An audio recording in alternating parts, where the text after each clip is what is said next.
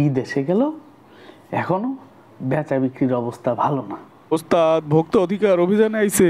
আসুক, আমার কি, আমি কি করেছি? আপনার নাম কি আকাম আলী? আমরা অভিযানে এসেছি, আপনার দোকান তল্লাশি করব। করেন, আমার কি, আমার মতো সৎ লোক এই অত্র মহল্লায় বাজারে দুইজন পাবেন না। ঠিক আছে, আমরা দেখছি। আরে আপনি এই যে দোকানের নিচে এত আরে, মজুদ করে রেখেছেন সয়াবিন তেল। মজুদ কোথায় দেখছেন? এগুলো আমি লুকিয়ে রেখেছি। কেন লুকিয়ে রেখেছি জানেন? কারণ হচ্ছে এই যে সয়াবিন তেল, এই সয়াবিন তেলে তো প্রচুর পরিমাণ কোলেস্টেরল থাকে, আর এগুলো খেলে মানুষের জন্য ভয়াবহ শারীরিক ক্ষতির কারণ হতে পারে। এই জন্য আমি সয়াবিন তেল সব লুকিয়ে রেখেছি, মানুষ যাতে দেখতে না পায়। আর চোখের সামনে থাকলেই তো সে জিনিস কিনতে মন চায়, তাই কিনতেও পারবে না।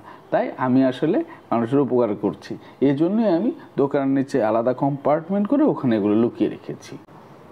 দেখি ওইদিকের সসগুলো দেখি। আরে এগুলো একটারও তো মেয়াদ নেই। হ্যাঁ, মেয়াদ নেই কেন? বুঝলাম না তো, বলেন কি হয়েছে? হ্যাঁ, এগুলো মেয়াদ নেই কেন? না না না না, আপনি তো ভুল বুঝছেন। ঠিক আছে, আমি এই যে আপনাকে দেখাচ্ছি, হ্যাঁ, এই যে সসটায় মেয়াদ নেই, ঠিক আছে আপনার কথা, কিন্তু এটা তো আমি বিক্রির জন্য রাখিনি, এটা তো আমি রেখেছি অন্য কাজে। এগুলোতে তো প্রচণ্ড ভালো লাল রং হয়, তো আমার বাসার মানে নিচতলা আসলে রং নষ্ট হয়ে গেছে, তাই আমি ভেবেছি এগুলো ফেলে দিয়ে কী লাভ হবে। তো এই জন্য আমি এগুলো এখন রেখে দিয়েছি, এগুলো দিয়ে আমার বাসায় রঙের কাজ করাবো। তো বুঝতেই পারছেন যে আমার ব্যবসায় কোনো ধরনের দুর্নীতি নেই নেই নেই। কি ব্যাপার, আপনার দোকানের ছোলায় এত বড় বড় পোকা? আপনি দেখেন না এক একটার সাইজ 100 গ্রামের উপরে। বলেন স্যার? পোকা পোকা তো স্যার থাকবেই, 2-4টা পোকা থাকবে না?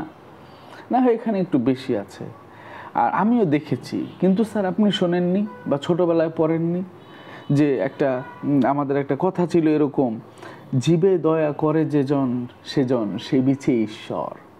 তো আমি তো স্যার এই পোকাগুলোকে দেখেছি, কিন্তু এদেরকে আমি ফেলে দিতে পারিনি, কারণ এদেরকে মারলে আমি যে সৃষ্টিকর্তার কাছে অপরাধী হয়ে যাব।